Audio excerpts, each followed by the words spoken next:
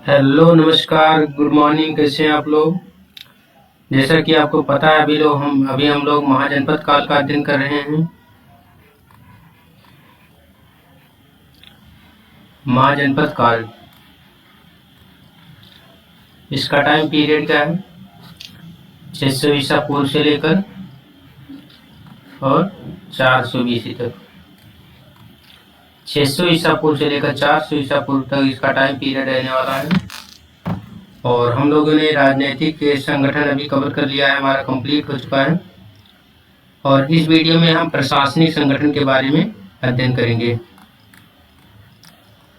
और यह हम देखेंगे कि उत्तर वैदिक काल से लेकर और महाजनपद काल तक प्रशासनिक संरचना में कौन कौन से परिवर्तन हमको देखने को मिलते हैं। ठीक है। प्रशासन के अंतर्गत हम सबसे पहले देखेंगे इस प्रशासन की इकाई। हम देखेंगे प्रशासनिक इकाई में कौन कौन से परिवर्तन उत्तर वैदिक काल से महाजनपद काल के बीच में हमको देखने को मिलते हैं। उसके बाद हम देखेंगे राजा की स्थिति।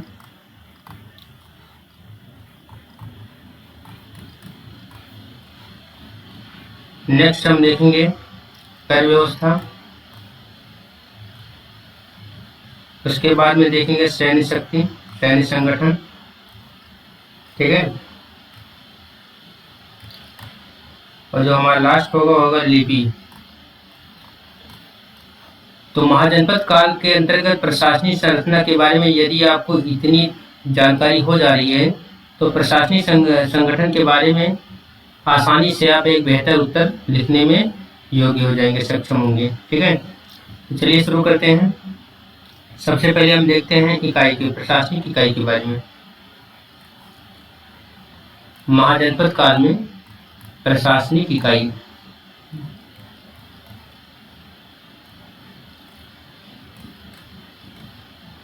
हम कोशिश करेंगे कि हर एक पॉइंट को पूर्ववर्ती कालों के साथ तुलना करके समझने का प्रयास करेंगे। ठीक है। अभी उत्तर वैदिक काल में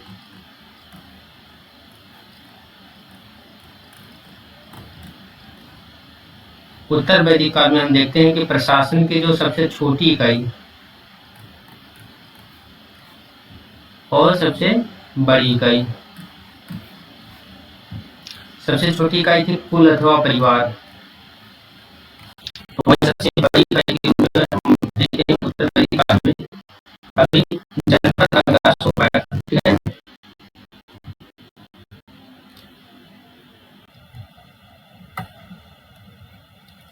जनपद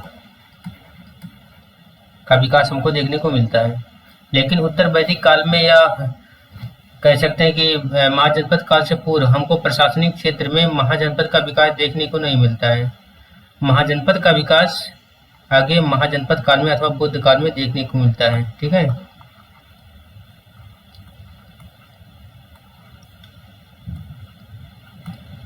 महाजनपद काल में प्रशासन की वही सबसे छोटी इकाई जो है वह ग्राम हो जाती है। ग्राम प्रशासन के रूप में सबसे छोटी इकाई देखने को मिलती है। वही महाजनपद के रूप में बुद्ध काल अथवा महाजनपद काल में प्रशासन की सबसे बड़ी इकाई के रूप में महाजनपद हमको देखने को मिलता है। और इसी क्रम में 16 महाजनपद का जिक्र हमको मिलता है। कहाँ मिलता है? बौद्ध ग्रंथ और जैन ग्रंथ। बौद्ध ग्रंथ अंगुत्तर निकाय और जैन ग्रंथ है भगवती सूत्र। ठीक है। इस प्रकार हम देखते हैं कि प्रशासनिक संरचना में प्रशासनिक इकाई में उत्तर वैदिक काल से लेकर महाजनपद काल में तक प्रशासनिक इकाई में एक बड़े परिवर्तन को रेखांकित करता है। प्रशासन की सबसे छोटी इकाई उत्तर वैदिक काल में कुल अथवा परिवार थी तथा सबसे बड़ी इकाई थी जनपद। महाजनपद काल में प्रशासनिक इकाई की सबसे छोटी इकाई प्रशासन की सबसे छोटी इकाई ग्राम हो गई और प्रशासन की सबसे बड़ी इकाई महाजनपद के रूप में विकास हुआ। ठीक है। इसके बाद हम देखते हैं कि उत्तर वैदिक काल में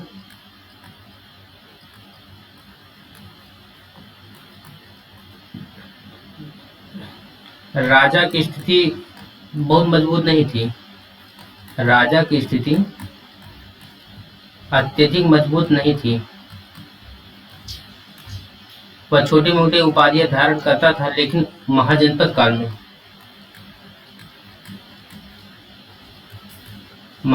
काल में एक ग्रंथ है ऐतरेय ब्राह्मण। ऐतरेय ब्राह्मण, इस ग्रंथ से हमें यह विवरण प्राप्त होता है कि अब राजा क्षेत्र के आधार पर उपाधियां धारण करने लगा था।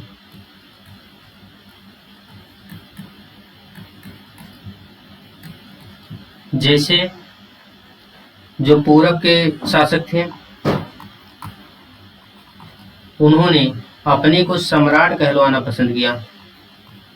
ठीक है, तो महाजनपद काल में ऐतरेय ब्राह्मण नामक ग्रंथ से यह हमें सूचना प्राप्त होती है कि राजा क्षेत्र के आधार पर बड़ी बड़ी उपाधियां धारण करने लगा। जैसे पूरब के जो शासक थे, उन्होंने अपने आप को सम्राट कहलवाना ज्यादा पसंद किया। उसके बाद में यदि कर प्रणाली की बात करें,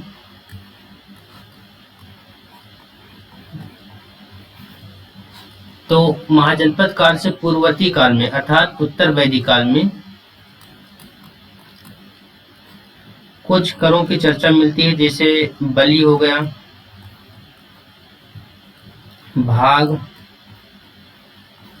शुल्क हो गया। ठीक है, इन सब करों की चर्चा मिलती है, लेकिन फिर भी ये जितने भी कर थे, ये एक नियमित कर नहीं कहे जा सकते हैं। ठीक है, यह नियमित कर नहीं थे। लेकिन महाजनपद काल में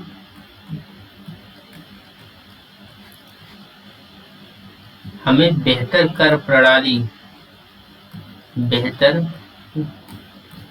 प्रणाली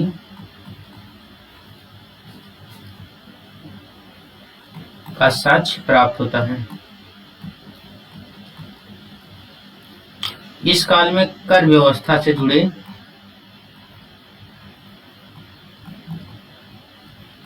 करीब आधे दर्जन से अधिक अधिकारियों की चर्चा हमें प्राप्त होती है।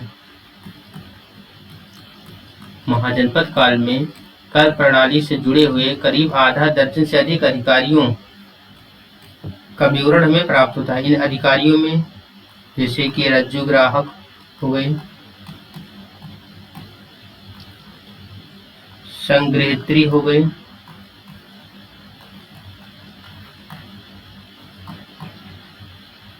आदि, सौल्किक आदि हो गए।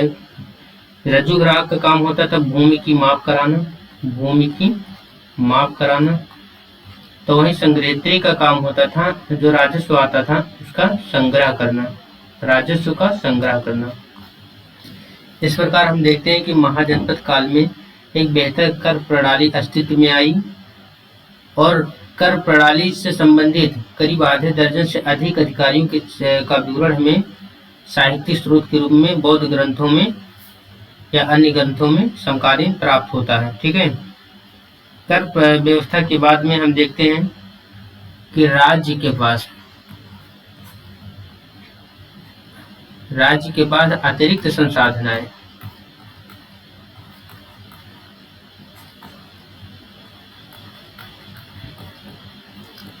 बेहतर कर प्रणाली के विकास के परिणाम स्वरूप राज्य के पास एक अतिरिक्त संसाधन आए, जिसका प्रयोग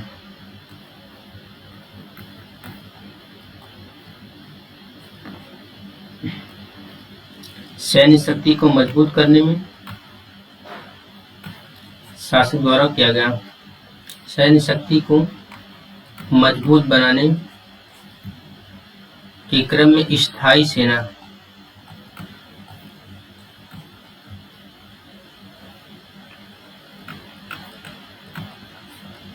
का विकास हमको देखने को मिलता है।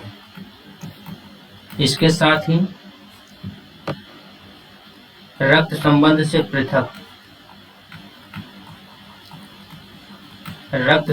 से पृथक व्यावसायिक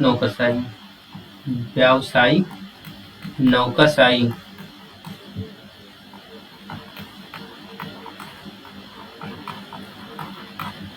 का विकास भी हमको इस काल में देखने को मिलता है। यदि हम इसके पूर्ववर्ती काल की बात करें, चाहे उत्तर वैदिक हो या ऋग वैदिक, ठीक है, तो उत्तर वैदिक काल में स्थायी सेना का विकास देखने को नहीं मिलता है और न ही रक्त संबंध से पृथक व्यावसायिक नौकरशाही का विकास देखने को मिलता है, ठीक है। लेकिन बेहतर कर प्रणाली स्थापित होने के बाद जब राज्य के पास अतिरिक्त संसाधन आए तो स्थायी सेना का विकास किया गया, साथ ही रक्त संबंध से पृथक व्यावसायिक नौकरशाही का विकास हमको देखने को मिलता है। इसके साथ ही राजा के पास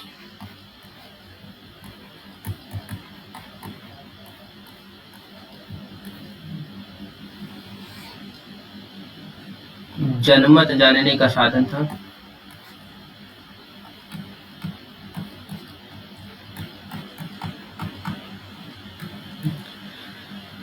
महाजनपद काल से पूर्व के कालों में इस प्रकार जनमत जानने का साधन के रूप में सभा और समिति जैसी संस्थाएं होती थी, ठीक है। लेकिन महाजनपद काल तक ये संस्थाएं लगभग लुप्त हो गई, इनका महत्व समाप्त हो गया, ठीक है। और इन संस्थाओं के स्थान पर परिषद का विकास हमको देखने को मिलता है। इस प्रकार हम देखते हैं कि महाजनपद काल में शासक जनमत जानने के लिए मंत्री परिषद का यूज करते थे, ठीक है। किसका यूज करते थे? मंत्री परिषद। वह अपने मंत्री परिषद के माध्यम से जनमत को जानने का प्रयास करते थे, जनमत पर नजर रखते थे। अंतिम बिंदु है प्रशासन का लिपि व्यवस्था। फिर जैसा कि हम जानते हैं कि उत्तर वैदिक काल में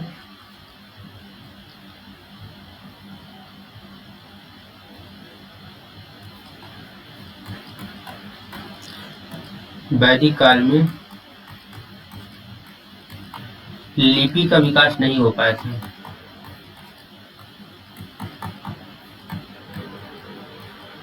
लेकिन महाजनपद काल में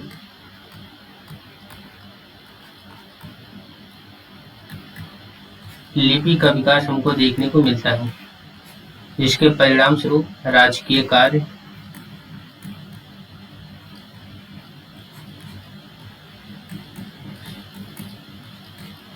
कार्यों को तथा अन्य महत्वपूर्ण चीजों को रिकॉर्ड के रूप में रखा जाने लगा।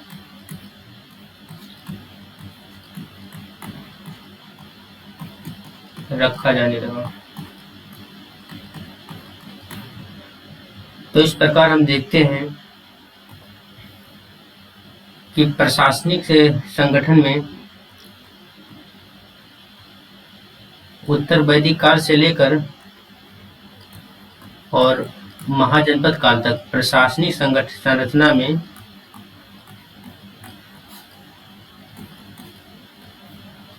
व्यापक परिवर्तन देखने को मिलता है, ठीक है।